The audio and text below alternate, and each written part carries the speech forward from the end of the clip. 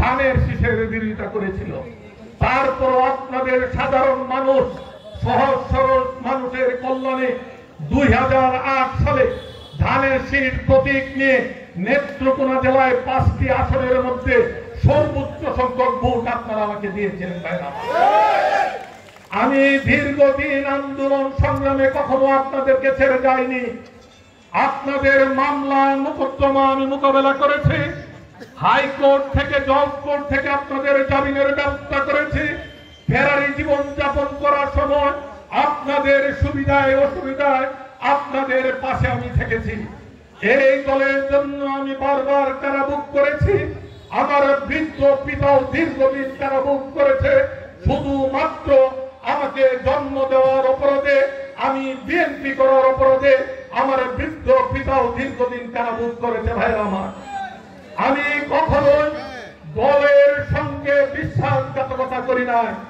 আমার ছাত্র দল থেকে শুরু, আমার সেদিনকার ছাত্র দলের নেতা হাবিবুর রহমান মুসলিম, উনার নেতৃত্বে 1984 সালে যে দল শুরু করেছিলাম, এই 42 বছর রাজনৈতিক জীবনে আমি আমার কোন ব্যক্তি স্বার্থে এই দল ছেড়ে জাতীয় পার্টিতে যাই নাই, আওয়ামী লীগে যাই নাই, আওয়ামী লীগের সময় কুরিশির পৃথিবীতে আমি যাই নাই।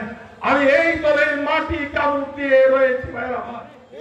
আগামী দিনেও আমার নেত্রী বেগম খালেদা জিয়া যদি মনে করেন আমাকে মনোনয়ন না দিয়ে আরেকজনকে মনোনয়ন দেবেন, আমি তাই মাথা পেতে নেব। আমি বলতে চাই, আমার নেত্রী খালেদা জিয়া, আমার নেতা তারেক রহমান, ওনার যে সিদ্ধান্ত, সেই সিদ্ধান্ত যার হাতে তুলে দেবেন, আমি তার পক্ষে নির্বাচনে ভোট চাইব, আপনাদের কাছে আসবো। সেই সঙ্গে আপনাদের কাছে অনুরোধ থাকবে, অন্য যারাই ধানের শীষের প্রার্থী হিসেবে আপনাদের কাছে আসবে, আপনারা একটি কথাই তাদের ওয়াদাবদ্ধ করবেন, ধানের শীষের মনোনয়ন তো চাইছেন, অতীতও চেয়েছেন, কিন্তু ধানের শীষ প্রতীক আপনাকে না দিয়ে ধানের শীষের প্রতীক রফিক হিলালিকে দেওয়ার পর আপনারা কি ধানের শীষের নির্বাচন করেছিলেন কিনা?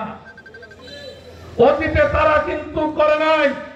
আগামীতেও আজ যদি আসে আপনাদের সামনে পরিষ্কার ভাবে ওয়াদাবদ্ধ করবেন, রফিক হিলালি বৈখেরাটি খেলার মাঠে জনগণের সামনে, হাজার হাজার নেতা কর্মীর সামনে ওয়াদা করেছে, ধানের শীষ যার রফিক হিলালি তার, ধানের শীষ যেখানে রফিক হিলালি সেখানে। আপনারাও কি সেই